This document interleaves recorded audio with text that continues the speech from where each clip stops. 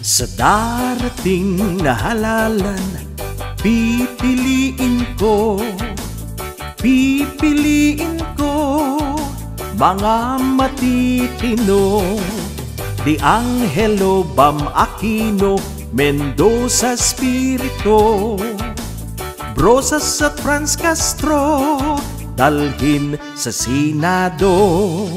Sina Bato, Aimee at Bongo, kasama ang mga trapo, wag na nating iboto. 1, 2, 3, hello ICC, pasok na kayo dali. Wag papatay-patay, baka tumakas si tatay. Wag tayong magpapakabobo, mga kababayan. Ang alam ko, matalino, mautak si Juan de la Cruz. Hindi po siya bobo. Kaya sa pagpili sa darating na eleksyon, kailangan po nating ilaglag, gibain ang mga Duterte, kasama na dyan ang kanyang mga alipores, ang kanyang mga galamay. Marami po sila tatakbo para senador ngayong taon. Kaya mga kababayan, panahon na para tayo'y bumoto ng tama. Bumoto po tayo para sa mga makabayang kandidato at hindi po mga kandidatong pang-personal na interes lang ang kanilang iniisip. Dapat ang ating iluklok ay ang mga kandidatong may pagmamahal sa bayan, mga kandidatong may pagmamahal sa mga Pilipino. Bakit hindi dapat ibalik ang Duterte, ganun na rin ang kanyang mga kasamahan? Napakasimple po. Marami sa mga kapwa nating Pilipino ang mga nagsasabing the best president daw. Itong si Digong Duterte, mga kababayan. Paano naman nangyari yun na naging the best president? Nakakatawa po.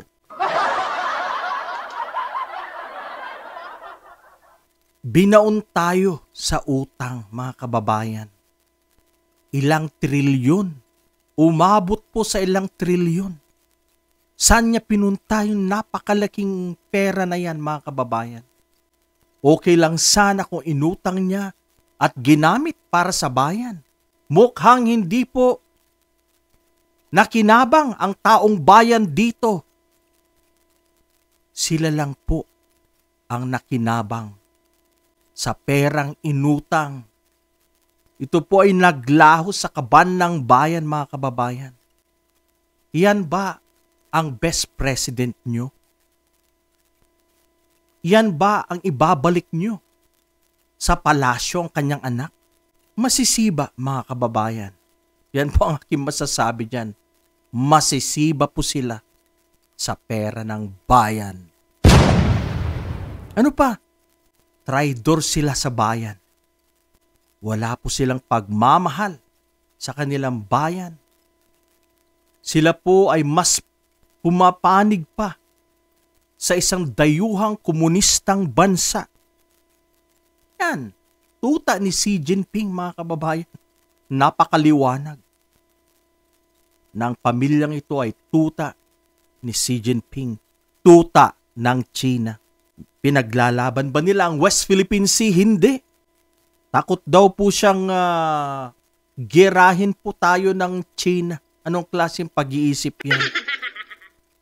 Instead of manindigan, wala. Siya po ay nagpasakop sa kagustuhan ni Xi Jinping.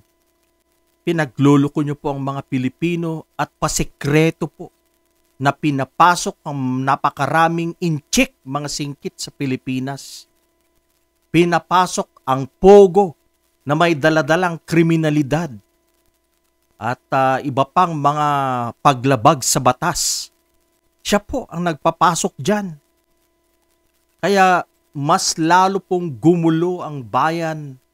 Andyan po ang mga inchik na gumagawa po ng katarantaduan sa loob ng ating bayan. kriminalidad ang kaakibat nitong pogo na to, itong illegal na pasugalan. Sino pong nakinabang dyan? Of course, dating administrasyon, mga kababayan. Yan ba ang iboboto nyo? Ang kanyang mga alipores? Gusto nyo bang makabalik ng kanyang anak? Mga kababayan, mag-isip-isip naman kayo. Hindi ito pabor sa ating bayan, kaya dapat gibain ng Duterte kasama na dyan ang kanyang mga alipores. Manluloko po ito. Mapagpanggap, mga kababayan. Akalain mo ba namang sabihin niyang galit siya sa droga? Yun pala. Mga kababayan, kasamahan niya po yung mga hari sa mga pinagbabawal na gamot. Di po ba? Panluloko yan. Ang alam ng maraming Pilipino na talagang seryoso siya.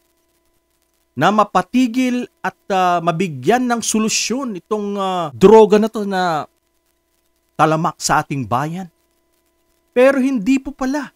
During his time, sa kanyang administrasyon, mas lalo pa pong bumaha ng droga sa market. Dahil sila po ang nag-monopolize.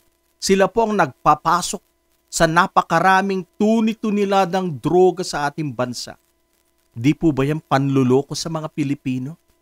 At kayo, pumapalakpak pa rin kayo sa mga Pilipinong naghimod puwet sa pamilya nito.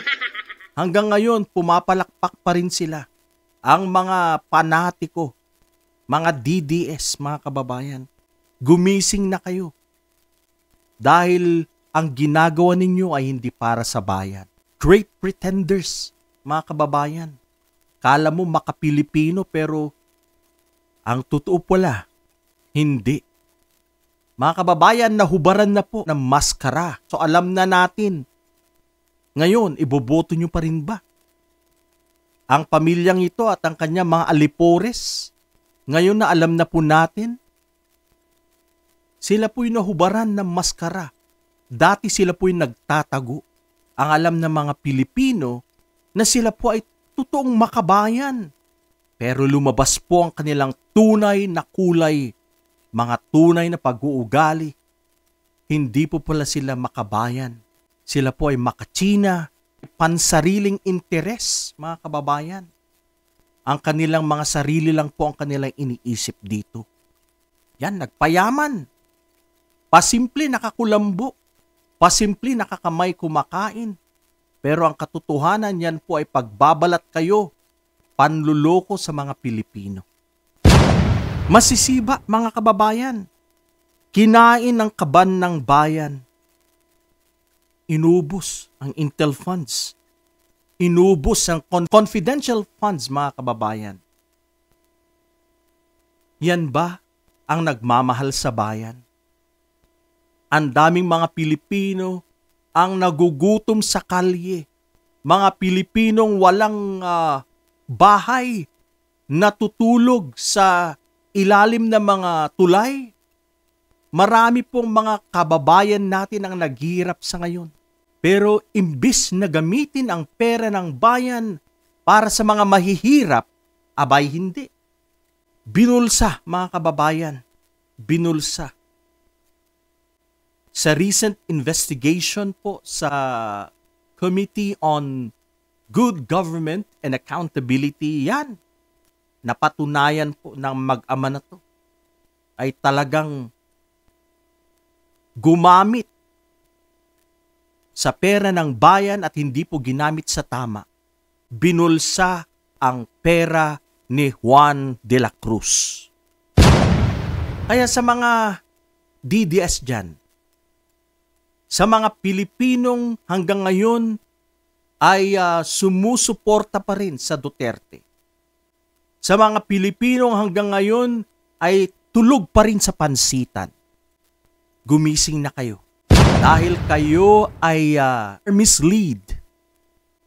Ang katotohanan niyan, ang pamilyang ito, ang sumira sa ating bayan.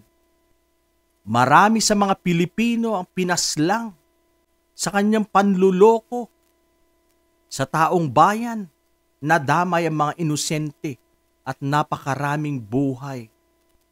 Napakasakit ang mawalan ng kapamilya. Pero ito pong dating Pangulo, wala po siyang remorse. Wala po siyang pagsisisi sa kanyang ginawa. Yan po ang kanyang pinahayag. Kaya mga kababayan, dapat lang na usigin ang dating administrasyon. Huwag po nating palampasin ang mga Duterte, mga kababayan ko. Panahon na para gibain ang kaharian ng mga Duterte. Panahon na para ipanalo po natin ang eleksyon sa 2025. Ganun na rin sa 2028.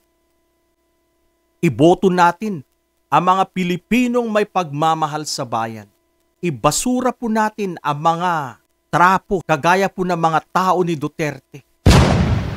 Huwag iboto ang mga alipores ni Duterte. Mga kababayan ko, gumawa sana tayo ng tama para sa bayan. It is now or never. Kailangang mapabagsak natin ang pamilyang ito.